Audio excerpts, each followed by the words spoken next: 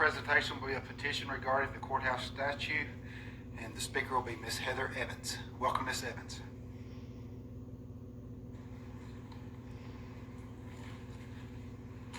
Thank you. I'd like to begin by saying thank you to Chairman Ball and thank you for all of you for having me here tonight to be able to speak about this issue. I believe that this is an issue whose time has come to talk about it. As we've seen here tonight, there are a lot of people in our community who have passionate opinions about this topic, something that we've placed on a literal pedestal outside of our courthouse. Passion is wonderful. It's actually what drives me as a professor. I love seeing passionate people talk about passionate things. Passion is what drives us all forward. I'm happy to see so many people coming out to express their viewpoints. This is how democracy works. What has sparked this discussion tonight is something that is enshrined in our Constitution, in the Bill of Rights, the right to petition the government for redress of grievances. As everyone has probably heard, I began a petition at the beginning of June to see whether people in this community had given thought to the monuments that sit outside the doors to our courthouse, because I had given them thought, and I had wondered why they were still there. The law, however, made it difficult to really do anything with them, and the law recently has changed. Starting this month, on July 1st, communities can decide whether they want to remove, relocate, or contextualize monuments that exist within their purview. At the last count, the petition that I started has over 1,900 names. All of these individuals who have signed are asking this body not to tear down, but actually simply to relocate these monuments, and many of these speakers have touched on that tonight.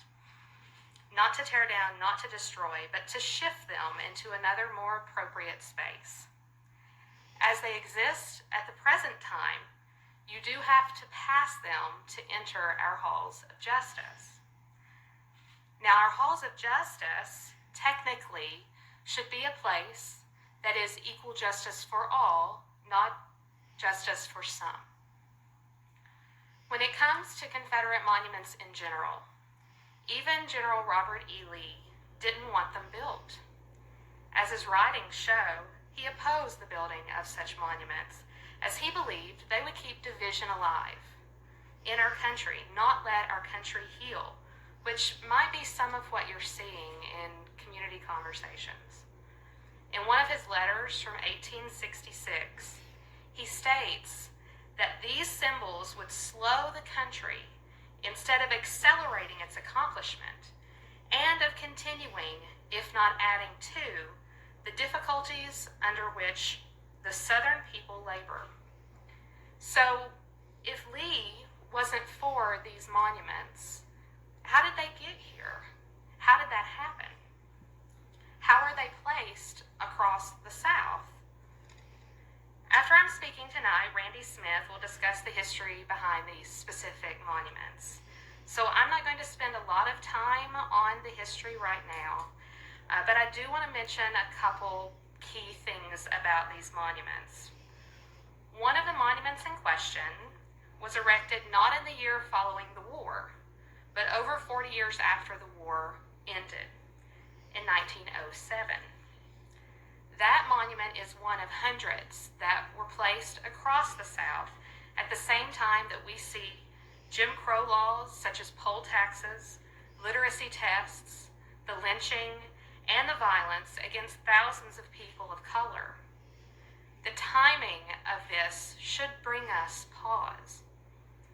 When this monument was dedicated in 1908, on the birthday of Jefferson Davis, newspaper clippings from the actual day in question show and describe how it was dedicated to the lost cause, a distorted version of Civil War history that has been prevalent in the South for a long time, when people began preserving their version of history through their writings to make it seem as though the South had historic reasons a historic defense of their way of life against the North. The lost cause was an effort to rewrite history, and its effects can be seen today in things that people know about the Civil War. The United Daughters of the Confederacy and other Confederate veteran groups actually led these efforts. These monuments, though, were only one piece of the story to reframe and rewrite history. We're not going to get into some of the other aspects of that, like the rewriting of actual texts. But at the time these monuments went up, 1907, 1908, when they were erected in these very public spaces across the South, even here in our community, that monument didn't represent us all. Southwest Virginia was not a unified region during the Civil War. We had a large number of defectors. This community, even at first, did not want to secede, and only decided to secede after the state decided to secede. We had people who fought for the Union. This monument also does not tell of the experiences of the enslaved people who lived in Southwest Virginia throughout the war.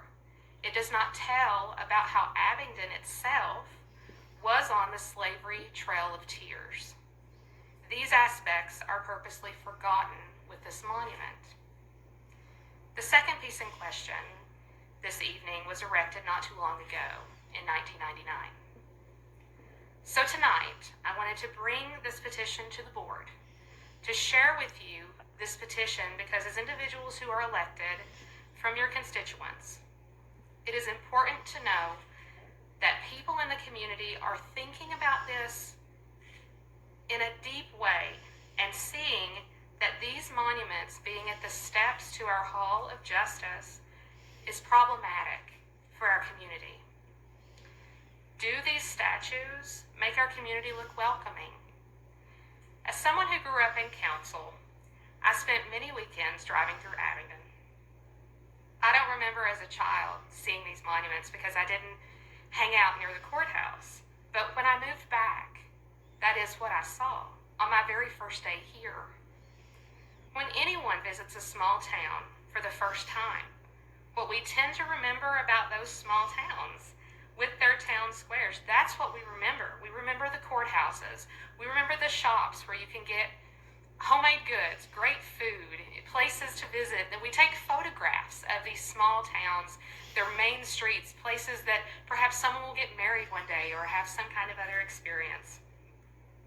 The monuments existing outside the halls of justice in our community do not positively affect ideas about our community, about Appalachia, and about the South. There is a difference between remembering something and revering something.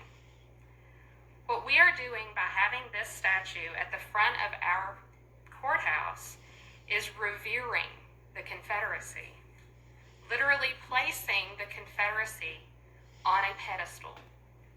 That idea doesn't represent us all, nor did it do that when it was erected. I implore you, as do other people who have spoken tonight, part of a group that actually got together a little bit after this petition began, called the Concerned Citizens of Washington County, as members of this board, to consider relocating this monument to a place that's more appropriate for it, a place like Sinking Springs, where there's a section dedicated to the Confederate dead. Last year, we decided, as a community, to leave the courthouse where it currently sits, instead of moving it to the old Kmart shopping center. Now there's the task of figuring out how to renovate that courthouse. By relocating these monuments, the team tasked with those renovations can use that space for courthouse needs.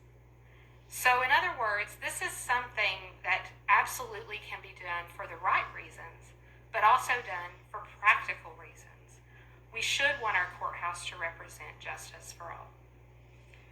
Abingdon and Washington County in general is a wonderful place to live.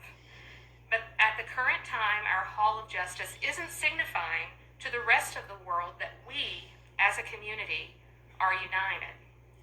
If we want another monument in its place, I suggest we bring everyone to the table, as has been suggested earlier this evening, to talk about these things that make Abingdon and Washington County great, and what we think would be the best representation of our community.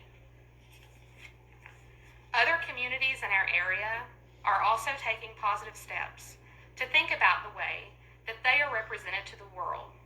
Towns in Virginia, Tennessee, North Carolina, Kentucky, all over the Appalachian region are having these conversations and deciding to relocate their monuments, and most of the time these decisions are unanimous.